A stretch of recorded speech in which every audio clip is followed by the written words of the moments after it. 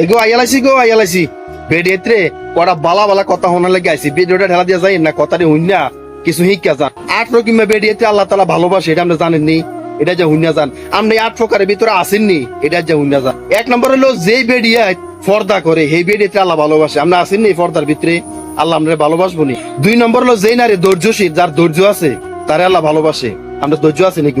3 নম্বর হলো যেই নারী ক্ষমা করতে পারে হে নারী আল্লাহ ভালোবাসে, এরকম ক্ষমার মনোভাব আমাদের ভিতরে আসেনি। 4 নম্বর হলে ওই নারী আল্লাহ ভালোবাসে যেই নারী তবা করতে পারে, এরকম তবা আল্লাহর কাছে করেন নাকি। অন্যায় তো বহুত হয়, অনেক চিন্তা করে দেখেন অন্যায় কিন্তু কম হয় না, পাপ গুনাহ কম হয় না, তবা করতে নারেননি, যদি তবা করতে না আল্লাহ কিন্তু আমরা ভালোবাসবো।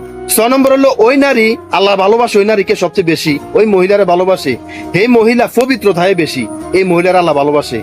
আর মহিলাদের পবিত্রতার কইয়া দেওয়ার লাভ নাই, সুতরাং পবিত্রতা থাকেন গো। 7 নম্বর হলো ওই বেডিয়েতে আল্লাহ ভালোবাসে যেই বেডিয়ায় লজ্জাস্থানের হেফাজত করে। আর এই বেপরদা দইয়া থাকে হেফাজত কেমনে হইব, আল্লাহ ভালোবাসা পাইতে হইলে লজ্জাস্থান হেফাজত করতে হইব। 8 নম্বর হলো ওই নারী আল্লাহ ভালোবাসে যে নারী অন্যের কথা গোপন রাখে, আর এইটা কইয়া দেওয়ার লাভ নাই। মহিলাদের ভিতরে সবচেয়ে বেশি সগলখোর, এনের কথা হেন লাগায়, হেনের কথা হেন লাগায়, গোপন কথা লইয়া এরপরে এটা বিভিন্ন দিকে পাবলিশ করে, গোপন রাখতে পারে না। আল্লাহর ভালোবাসা যদি হাইতেন চান এই 8 নম্বরটা মানতে হইব।